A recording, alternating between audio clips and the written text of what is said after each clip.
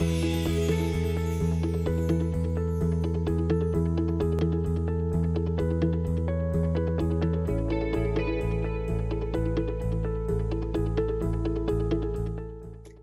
this Stories from the Classroom video, Julie Lang recalls how, as a high school student with cerebral palsy, one teacher's poor choice of words stunned her, while another teacher's high expectations launched her forward.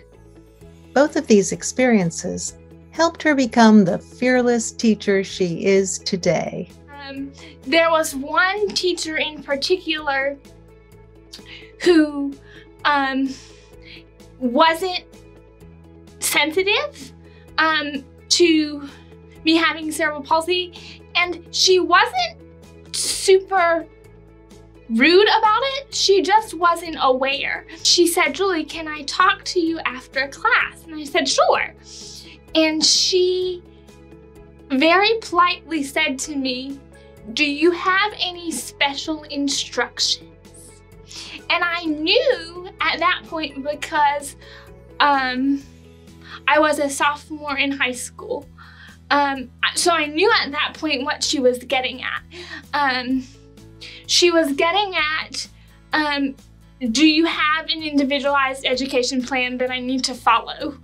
But that's not how her words came across. They came across as if she was saying, "Julie, do you have any special instructions?" And my first reaction was, no, I'm not a toy in a box that you put together. I'm a human, and I'm in math class, and I was in tears for the rest of the day.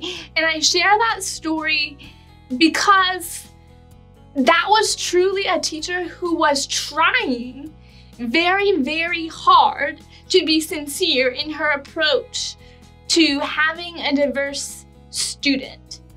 But she failed because no one had taught her that words are super powerful. Another teacher who gave me a lot of inspiration was my civics teacher in high school, and he said, "Julie, you need to go take that advanced placement United States history course." And I said, "I can't do that." And he said, "Yes, you can." And I said, "But I'm scared." And he said, "Okay." He said, "Go do it anyway. You've got the potential." And when somebody says you have the potential, then I want to see that potential come to life. The light just kind of went off. That people that I admire are watching me, and they want me to do something great. But I encourage teachers at all levels to ask questions. Don't assume that you know. Just remember that anybody who is fighting an obvious difference is being very, very brave. And bravery can come from things that most people take for granted. And you're never going to know what that piece of bravery or courage is, but know that somebody is coming into your classroom with an extraordinary amount of courage, and you're either going to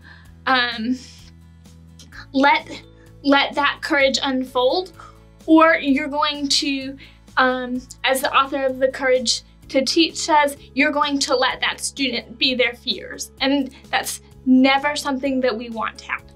You can have your fears, but we don't need to be them. Julie Lang is a high school history teacher at Walnut Grove Christian School in North Carolina.